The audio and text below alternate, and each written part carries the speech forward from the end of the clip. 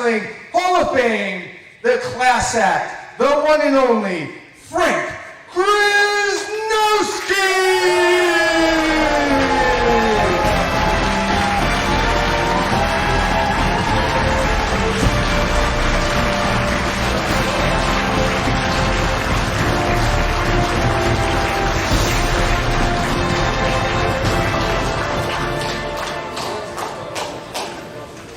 Wow.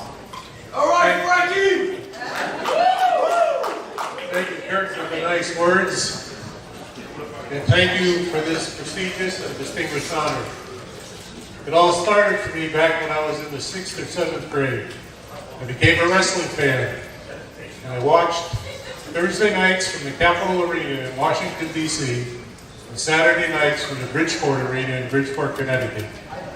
Unfortunately, I lived in Connecticut, and those were the days before cable TV, and the wrestling was on Channel 5 from New York. So most of the time it was very snowy, and I mostly listened to my favorite wrestlers, like Johnny Valentine, Chief Big Heart, Antonino Rocca, the Kangaroos, and Bruno Sammartino.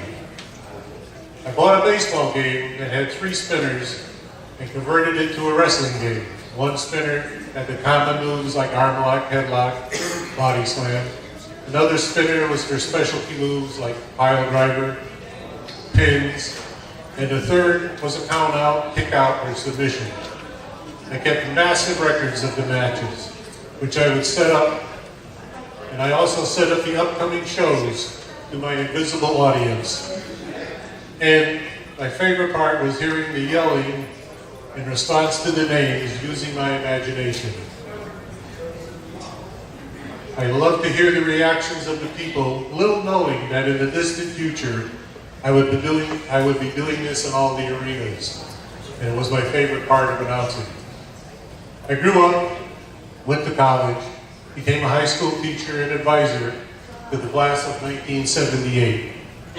While I was watching the superstars of wrestling on TV, Howard Finkel's voice came on at the end. And he said that any nonprofit group could have a fundraiser with the WWF stars.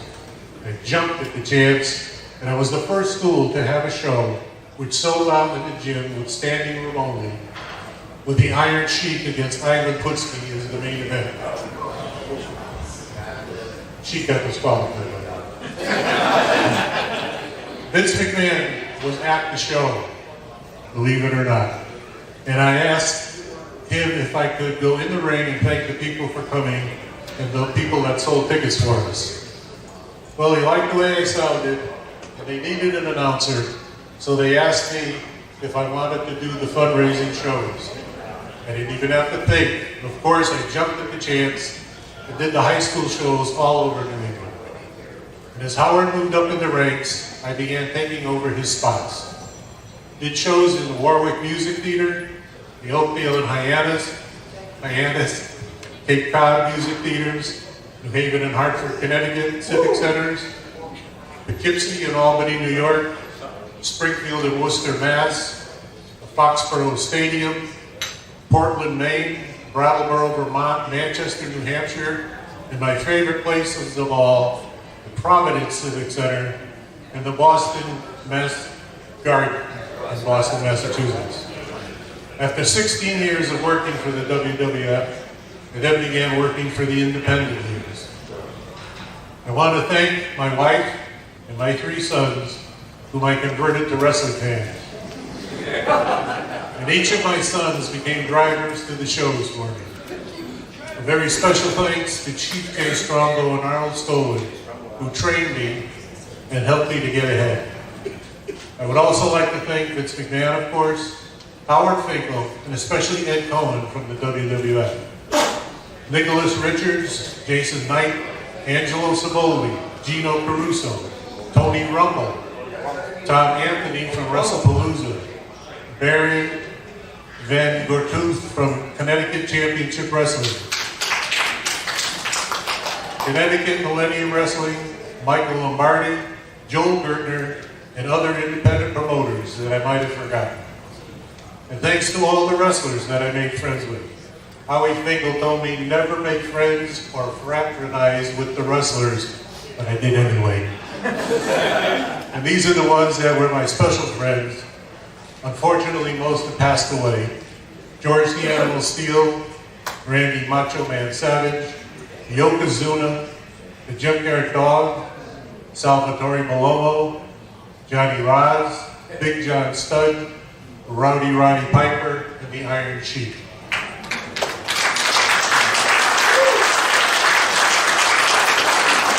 But most of all, thanks to all of you, from the fans to the great workers who made my childhood dreams come true.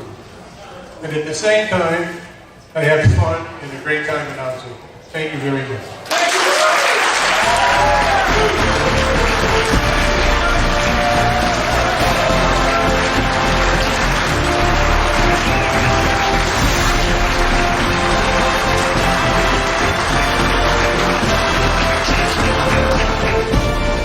That was awesome.